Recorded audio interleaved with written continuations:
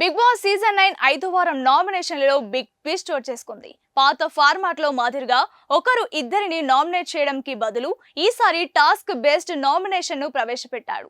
రాము Rathod captain కావడంతో safe అయ్యాడు. మిగతా అందరూ డైరెక్ట్ నామినేషన్ లోకి వెళ్లారు. అయితే బిగ్ బాస్ ఒక టాస్క్ ద్వారా ఇమ్యూనిటీని సాధించే అవకాశం ఇచ్చాడు. గార్డెన్ ఏరియాలో ఏర్పాటు చేసిన పెద్ద బెడ్ పై నామినేషన్ లో ఉన్న వారంతా కూర్చోవాలి. ఎండ్ బజర్ మోగేంత వరకు ఎవరు బెడ్ పైన ఉంటారో వారు ఇమ్యూనిటీని పొందుతారనే రూల్ పెట్టాడు. టాస్క్ ఆరంభంలోనే సంచన కాల్ కింద పెట్టి అవుట్ అయింది. అనంతరం దివ్యను బాయ్స్ టీం తోసేయడంతో హౌస్ లో టెన్షన్ వాతావరణం నెలకొంది. తర్వాత డిమాండ్ పవన్, రీతు చౌదరి, శ్రీజ ఒక్కొక్కరిగా బెడ్ పై నుంచి కింద పడడంతో టాస్క్ మరింత హీట్ ఎక్కింది.